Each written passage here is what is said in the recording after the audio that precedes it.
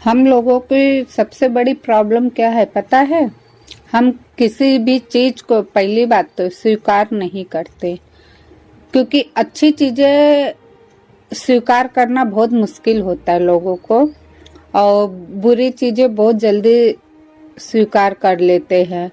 इस बदलते मौसम में, इस बदलते परिवर्तन में सब कुछ बदल रहा है, फिर भी कहीं ना कहीं लोग स्वीकार करना ही नहीं चाहते, क्योंकि वो लोग जो समय का परिवर्तन होता है उसके मुताबिक चल ही नहीं पाते। उनकी सबकी बस एक ही प्रॉब्लम है, जिस प्रकार से वो अभी कर रहे हमेशा वैसे ही रहेगा, तो ऐसा नहीं होता। ये संसार परिवर्तन को लेकर आता है, क्योंकि एक ही जैसे कभी भी समय नहीं चलता। आज 20 साल पहले जाकर देखिए, इमेजिन कीजिए तब का समय कैसा था, आज का समय कैसा। आजकल बहुत सारी सुख सुविधाएं हो गई, पीछे 20 साल पहले इतनी कोई सुविधा नहीं थी। तो ये जो हमारा मन होता है ना, कभी स्वीकार कर ही नहीं पाता।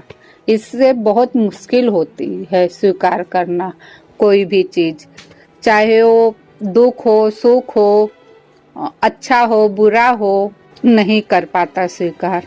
जब भी वीडियो बनाती हूँ तो आप लोगों को बस एक ही चीज सिखाना चाहती हूँ कि जो इस संसार में चल रहा है उसे एक्सेप्ट करना सीखिए, और जो समय के साथ अपने आप को नहीं बदल पाता तो मान लीजिए वो कभी सक्सेस भी नहीं पा सकता और उसकी जिंदगी भी व्यर्थ है। तो बढ़ते हैं आगे की तरफ।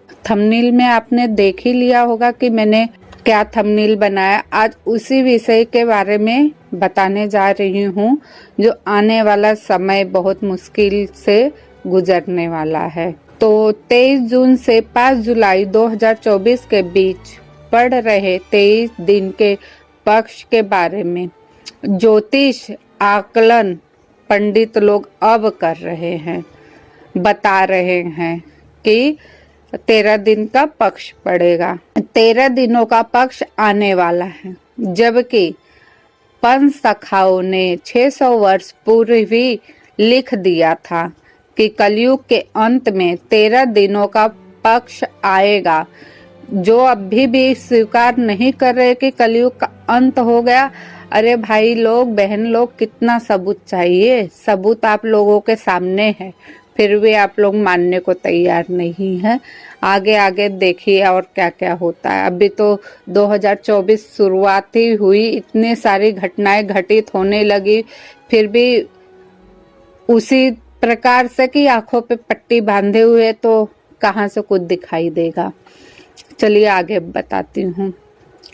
13 दिनों का पक्ष आएगा और विपत्तियों का पहाड़ लाएगा। अब कौन सी विपत्ति आएगी आप लोग अभी भी देख रहे हो। मौसम में इतना परिवर्तन आया है, जिस समय कभी बारिश नहीं हो रही थी, इतनी भारी भरकम बारिश हो रही है। कहीं भूकंप आ रहे हैं, कहीं बम ब्लास्ट हो रहा है, और कहीं फैक्ट्रियों में आग लग रही है।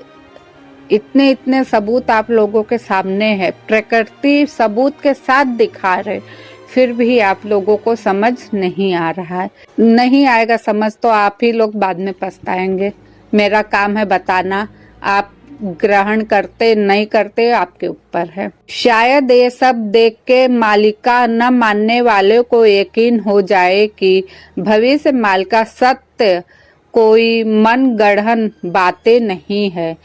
प्रभु भक्तों के माध्यम से पूरे विश्व में मालिका का प्रचार कराएंगे। शीघ्र ही विश्व में चारों ओर धर्म स्थापना का बिगुल बजेगा। सभी जन उन्हें सुनेंगे। उनमें से कई सारे मालिका की निंदा भी करेंगे और कहेंगे कि यह सब असत्य है।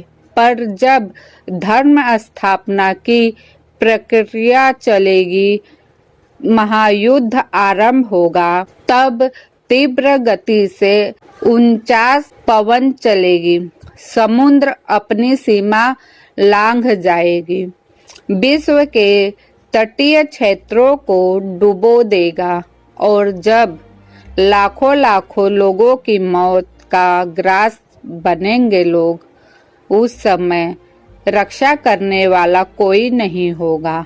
और वही वक्त होगा जब आज मालिका की निंदा कर रहे लोग बोलेंगे, हे प्रभु, पधार चुके थे लेकिन हम जान नहीं पाए, तो बाद में पछताएंगे।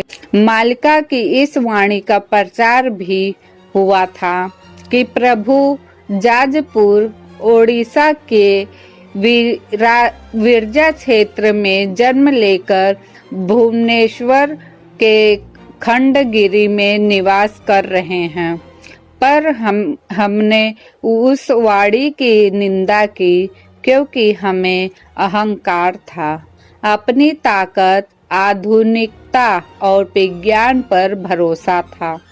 तब वही कहानी यही है कि चिड़िया चुग गई खेत तो पछताने से क्या फायदा। ये जो कुछ बताया जा रहा है प्रभु की इच्छा से आप सभी को समय रहते बताया जा रहा है। जिस प्रकार श्री कृष्ण ने गीता के माध्यम से अर्जुन को ज्ञान दिया था, आज के समय में हम सभी भगवत गीता के माध्यम से जीवन जीने की कला सीखते हैं। गीता में श्री कृष्ण ने प्रत्येक व्यक्ति को प्राकृतिक अर्जित गुणों के अनुसार विवश होकर कर्म करने पड़ता है। अतः कोई भी एक क्षण भर के लिए भी बिना कर्म किए नहीं रह सकता। तो कर्म, इस संसार में सभी लोग बस कर्म कर रहे हैं, चाहे वो अच्छा हो, चाहे बुरा हो, चाहे सत्य हो, असत्य हो, धर्म हो, अधर्म हो, हर प्रकार के इस धरती पे इंसान कर्म कर रहा है, क्योंकि कर्म के बिना कोई भी चीज अधूरी है। जब तक इंसान कोई भी चीज के लिए कर्म नहीं करेगा, वो कभी भी आगे बढ़ नहीं सकता। जैसे कि उदाहरण के लिए मैं बताना चाहूंगी कि कर्म कई प्रकार के होते हैं, जैसे कि चोरी करना भी एक कर्म है, और उसी जगह पे आध्यात्मिक राह पर भी जाना एक कर्म है। लेकिन हम मनुष्यों की अंदर की जो अवचेतन मन है, वो हमें दो राह दिखाती है, सही और गलत का। जो सही मार्ग पर चले जाता है उसका तो कल्याण होता है, क्योंकि अच्छे और बुरे की सीख हमें बाहरी कोई नहीं देता। हमारा अंतर मन ही हमें सत्य असत्य, सही गलत की सारी सीख देता है, लेकिन हम उसे सुनकर भी अनसुना कहते हैं। फिर जब कुछ हमारे जीवन में गलत घटित हो जाता है तो हम अपने भाग्य को कोसेंगे या फिर ईश्वर को कोसते, लेकिन अपने अंतरात्मा की आवाज को कभी नहीं सुनते हैं। तो कोई भी अज्ञानता के राह पर चल रहा है, कृपया करके समझने की कोशिश कीजिए कि चाहे वो मालिका हो, भगवत गीता हो, अनेकों पुराण हो, कोई भी हो, बस इस मनुष्य के कल्याण के लिए ही लिखी गई है। वरना इतने दो महात्मा क्यों लिखते ये सब?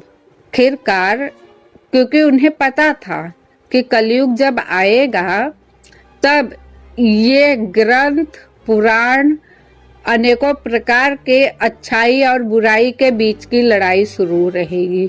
तो उसी के लिए ये सब लिखा गया है, ताकि मनुष्य अपने आप में इसे पढ़कर अपने आप में सही और गलत का भेद कर सके, क्योंकि जब कलयुग चल रहा है, कली काल चल रहा है, तो इस कली काल में जो सत्य के राह पर चलेगा, ईश्वर का भजन करेगा, नाम जप करेगा, उस पे हावी कली नहीं होता है ज्यादा।